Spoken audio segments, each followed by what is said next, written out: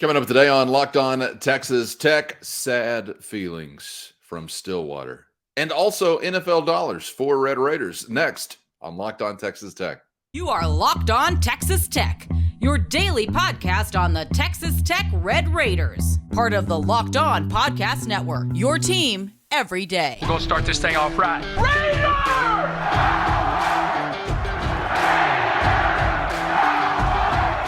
Everything runs through Lubbock.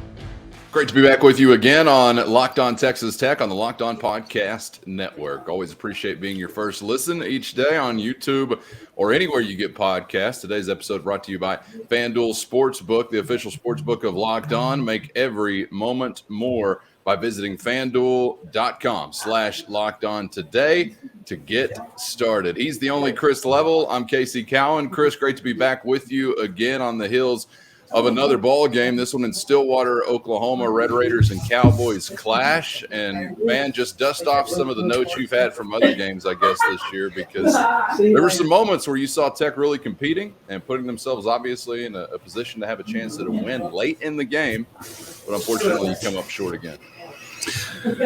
Yeah, and at this point, it's just really about the result. I think, we've seen this movie, unfortunately, way too much. But 1-10, and what you fear is that your kids start to look at themselves and start to say, okay, here we go again. And it becomes kind of like, losing becomes normalized. And that's not a good thing. But I think at some point I was surprised that game was as close as it was, because I thought there was times where you thought Oklahoma State may run away from you a little bit. So I'm clear. I don't think Oklahoma State is – I was expecting them to be a bit better. I'm not very impressed with their guards. A lot of missed free throws, a lot of just weird turnovers by Oklahoma State. But again, you took advantage. Kind of sloppy, huh? It was hard to watch at times. Just not easy on the eyes, basketball wise. And again, your offense is largely generated from isolation situations with the guys like Davion Harmon and Jalon Tyson. And I thought, Banner was really hot early. It was weird because you start off the game really good. You're up 13-6. Then I think Oklahoma State answers, and they go on like about a 16-2 run, and they're up by a bit there. And then you come back with a 10-0 run. And so it was kind of, just this game of runs, if you will. And there were, you were down, I think, by as many as 14 there in the second half. But I hesitate to say it this way, but to Tech's credit, they continue to kind of battle and hang in there and put themselves in a position to win. But again, all that matters is that you didn't. You didn't win. You had a play there at the very end where you just kind of beat yourself, and yep. You missed a block out, and it's just, because if you go look at so many like upsets over the years and like NCAA tournament wise, you'll see that so many of those are because of a missed block out at the very end. Like a shot attempt goes up and then somebody with a putback, and you just get caught ball watching and you get caught up in the moment. And NC State Wolfpack, baby. There you go. One of the greatest highlights of all time because people are watching. Yep, you got it. But that it just, I'm like, you got to be kidding me, because he just swooped in there, and he's the smallest guy on the floor, but up and in, and with less than a second to go, but just I'm like, you just got to. It's almost like you spin the wheel on, okay, how are we going to lose? Oh, God, how are we going to lose this one? Yeah, it's just frustrating, but. I wish I could, make anybody feel better. But losing sucks, man. Losing sucks. But now you come home and you've got two really, really good teams coming into your building. But that was a winnable game last night, and you just couldn't get it done.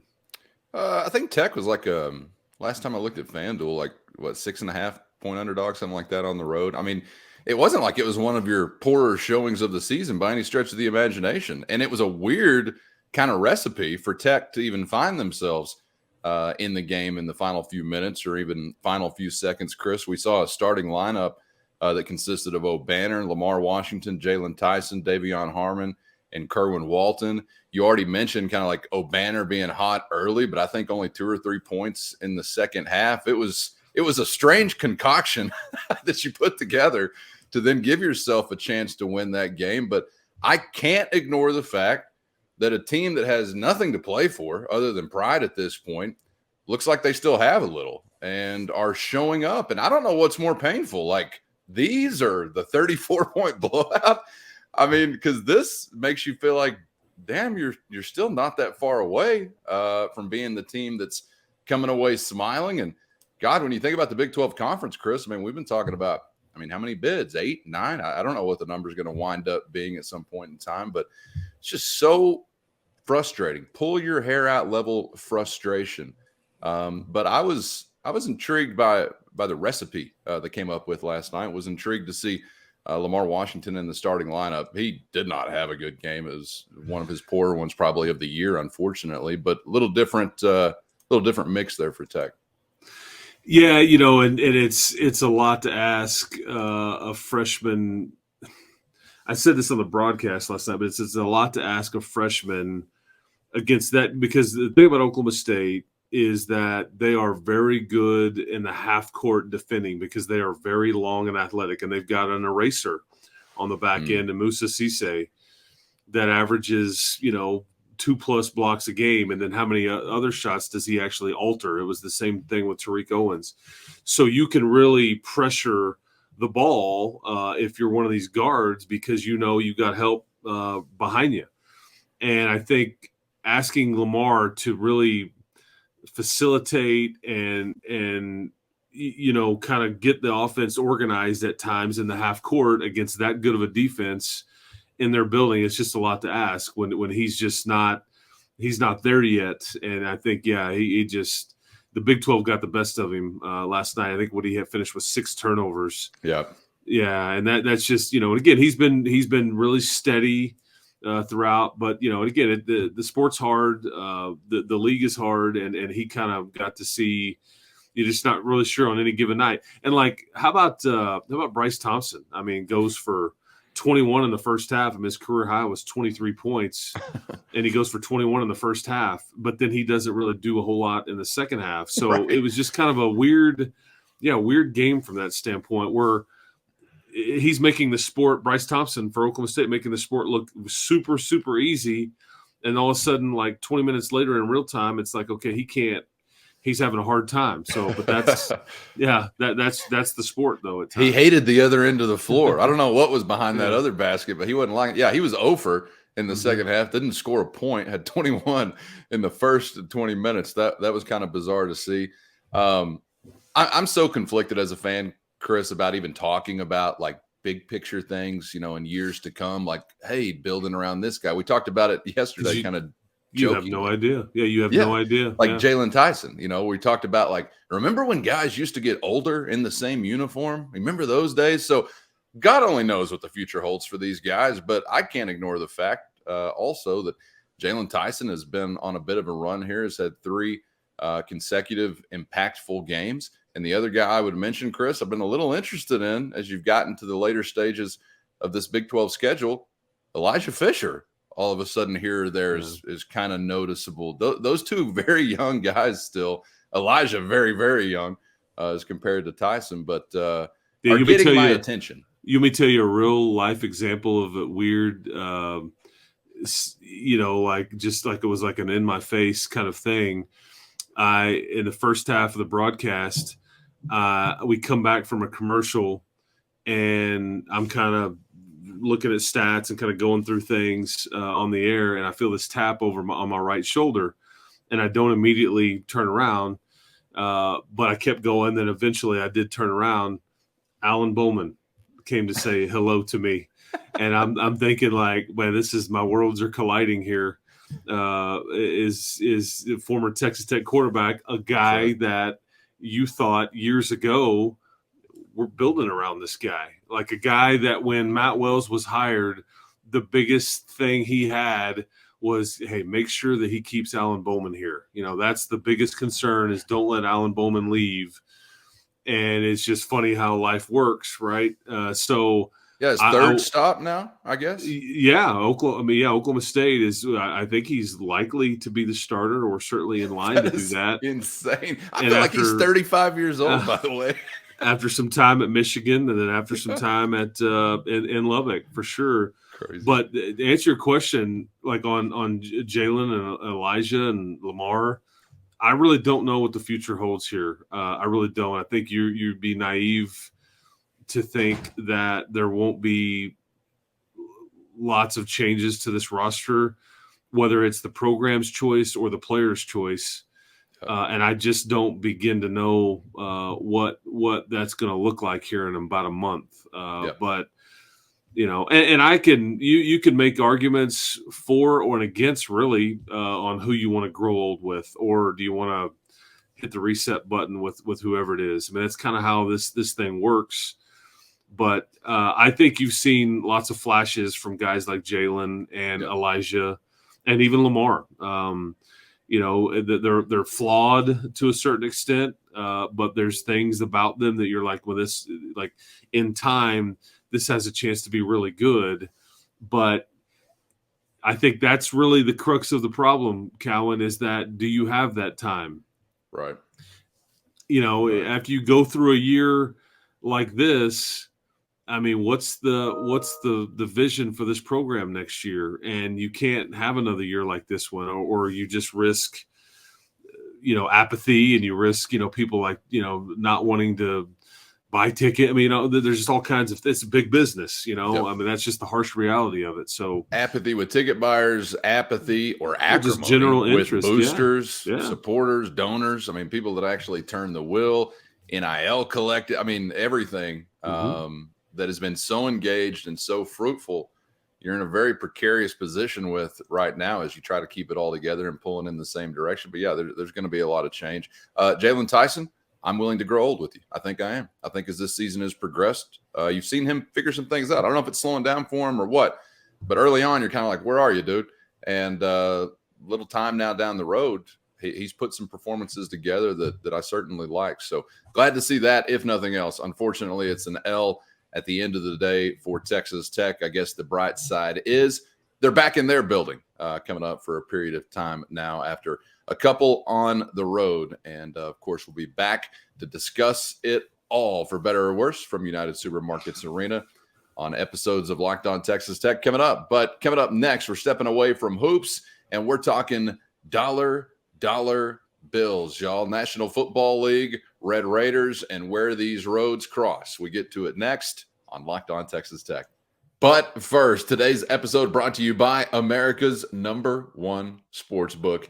It's FanDuel, and it's the only app you need to have your Super Bowl covered for your friends, your family, your pets, whoever you're trying to get plugged in. So many great features to make it easy to use, especially for those first timers. So download FanDuel now so you can bet Super Bowl 57 with a no sweat first bet.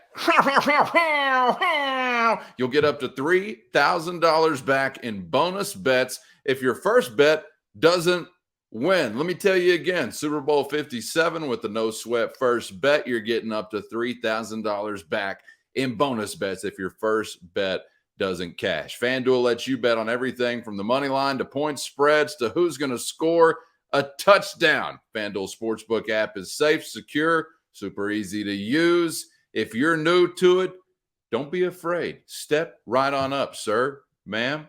Best of all, you're going to get paid on your winnings instantly. So join FanDuel today at FanDuel.com/lockedon to claim your no sweat first bet on Super Bowl 57. That's FanDuel.com/lockedon, and make every moment more with FanDuel, the official sportsbook partner of the NFL.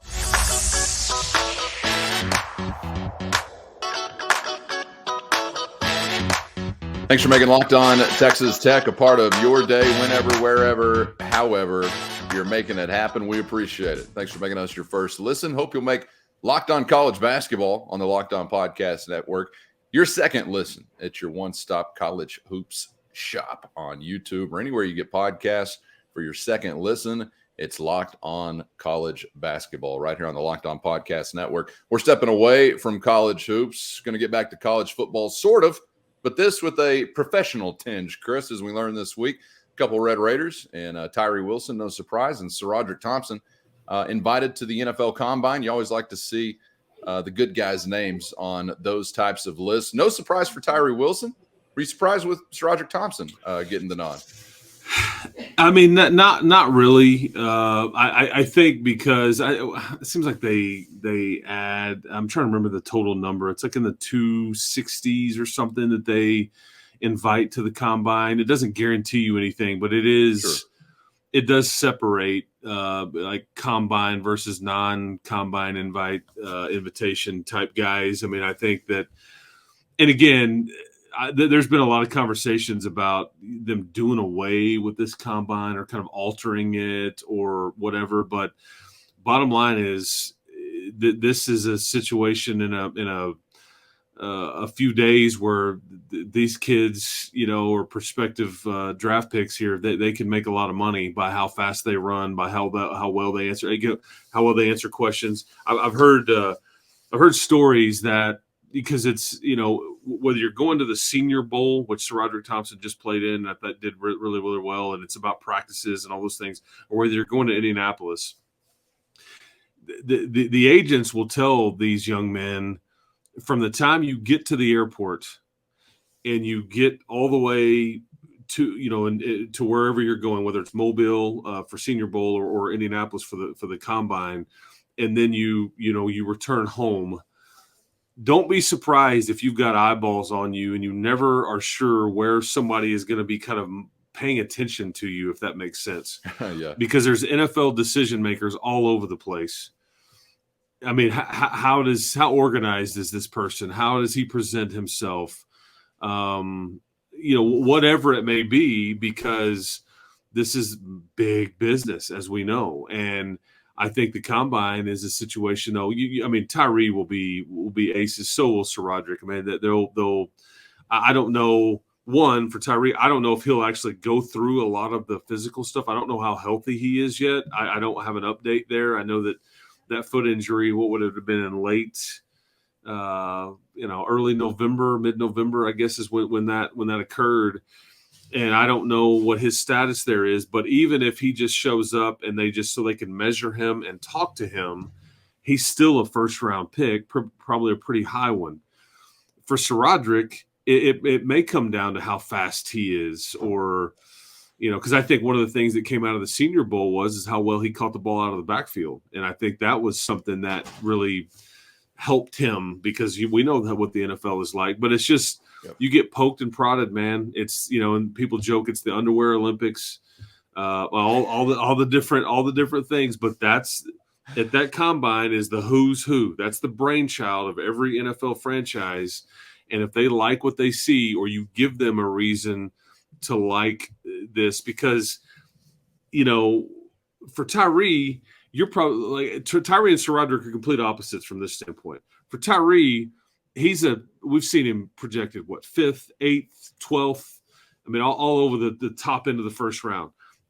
So when you look at Tyree and SaRodorick as prospects, you're looking at them from two different standpoints. With Tyree, you're honestly looking for reasons not to pick him, because you can't afford to screw a pick up like that. Because if a GM makes a wrong selection in, say, the top 15, usually they don't get to make too many more of those, and it's somebody else that gets to sit in that seat and make those decisions at that point.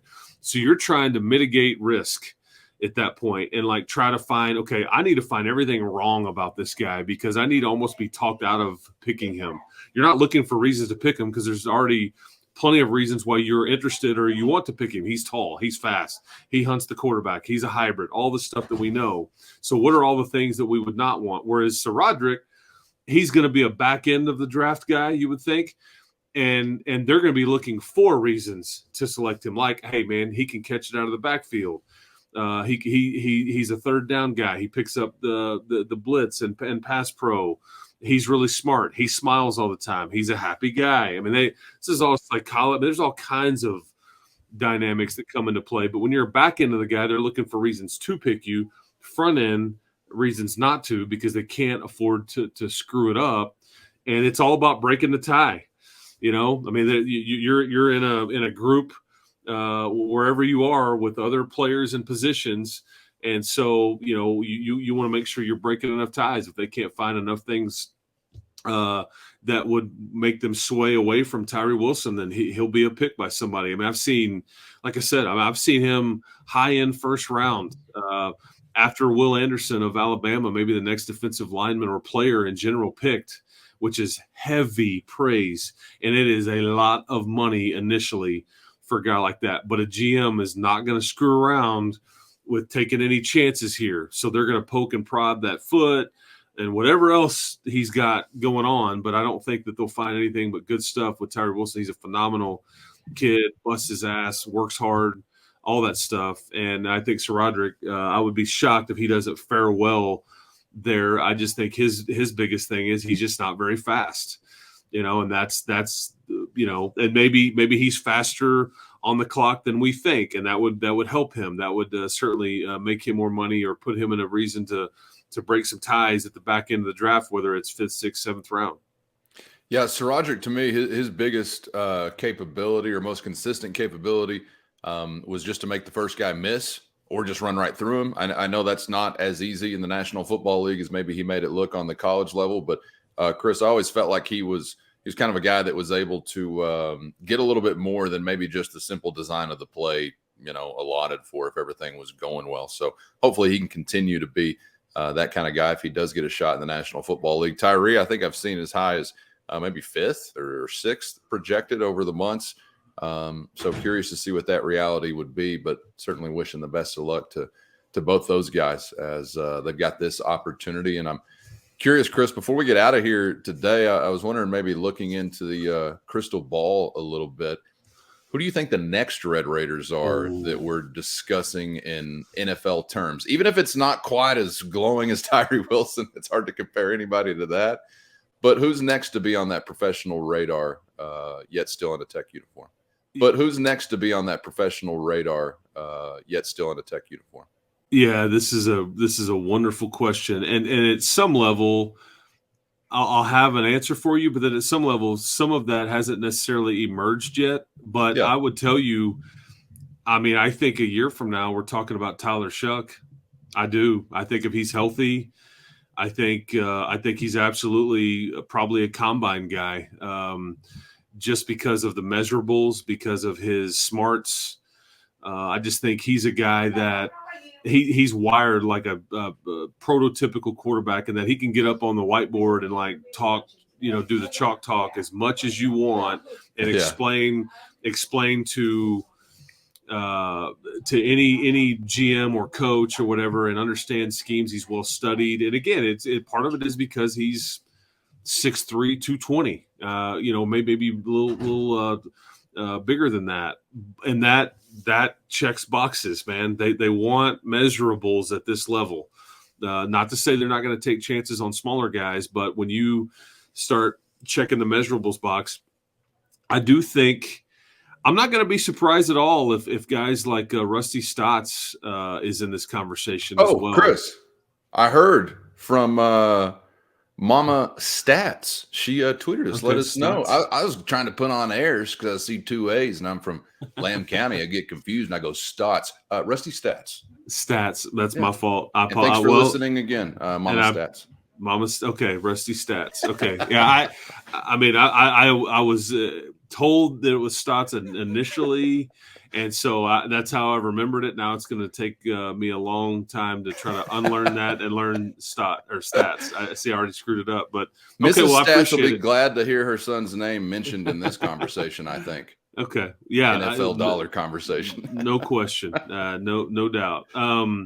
You know, would we rule out Dennis Wilburn there? I would not. I think defensively, I think you wonder about guys like Rabbit. I think, you know, I think there's some guys on that side of the ball that I think your two corners for sure. I probably should have mentioned them first and foremost, Dunlap and I'm out of season. Williams? Yeah, sorry. Yeah, Rashad Williams. Yeah, geez. I think those and again, it's the measurable conversation. I think that's why when you're 6'3" ish, I think you have, because I think they had chances to maybe make a decision after this season as it related to the NFL, but I think that they maybe could have gone late round, and now maybe it's if you come back and play well and stay healthy and all those things, I think you have a chance to improve that. So that's a number of guys there that I think have a chance. I don't know if there's like a no-brainer, but I'll be honest with you. If you asked me this a year ago, I don't know at what level I would have answered Tyree Wilson. I probably would have said has a chance, but I probably would have chuckled a bit or just thought, man, I'm being a big time homer here if I even suggest to you he's a high end draft pick, just because we hadn't seen a lot of that yet. He started to scratch the surface, and really with the bowl game and some of those games down the stretch of the season ago. Yeah. But I think we got a really good feel for it in the summertime when NFL scouts started coming through here and you started to see these mock drafts. And then if anything, he's eclipsed every bit of that with his play and put himself in a completely different conversation. I mean, he could, he could be one of the highest draft picks you ever have, which is crazy. No doubt.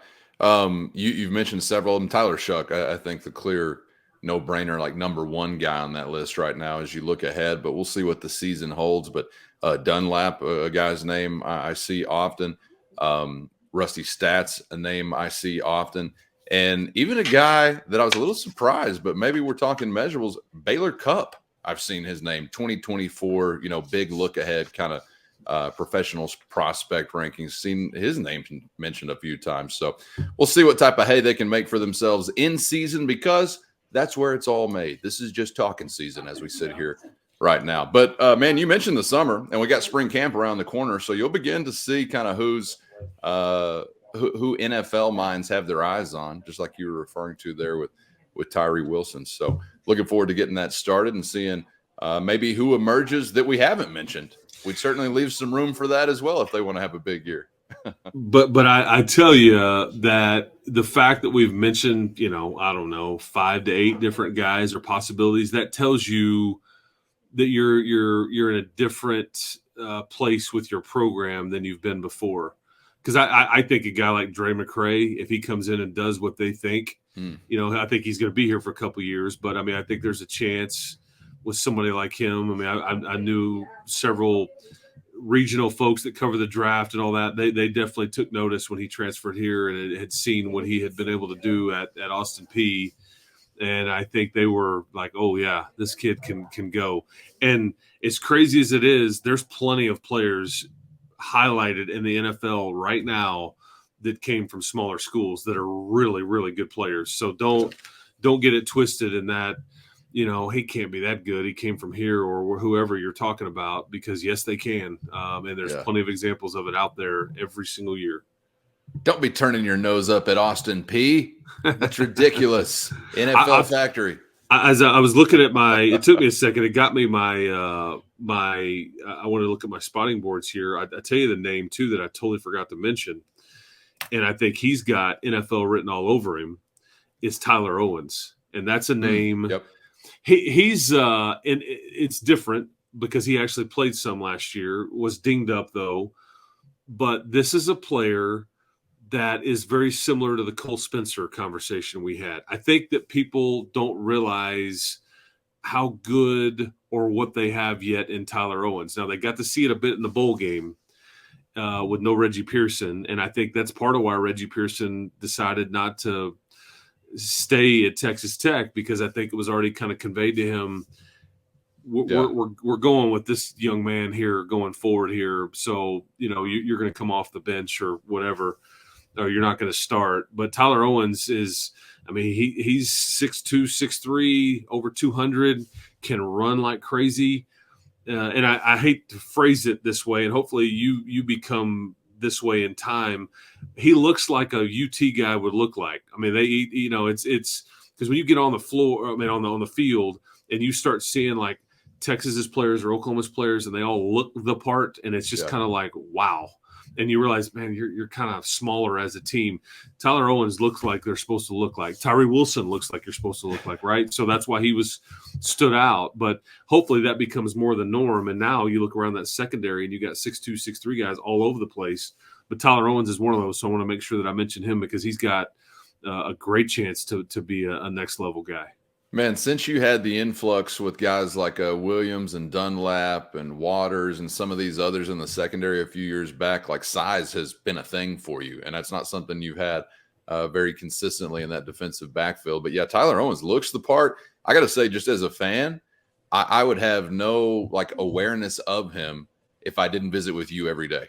We saw him get a little opportunity and he was making good on some of it, but he was in and out.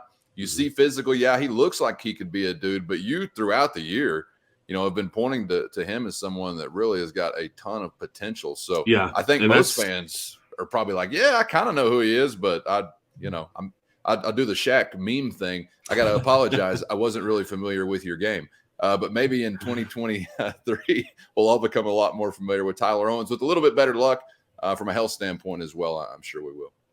Well, he factors in heavily next year. I would just say that internally, really, they are extremely impressed with who he is, his skill set, all that. Really, it's just about being healthy. And I think if you want to go rewatch that bowl game versus Ole Miss, you'll learn a lot about Tyler Owens, man. I mean, he can help you big time.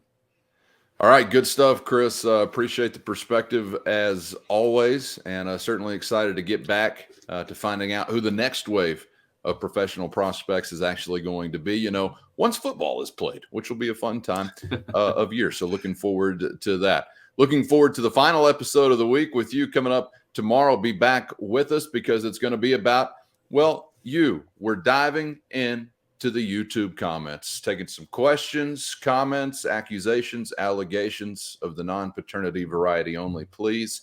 We'll get to that coming up tomorrow as we wrap up the week. So please join us here again tomorrow for your first listen on Locked On Texas Tech. Chris, thanks for the time as always, man. Enjoyed it.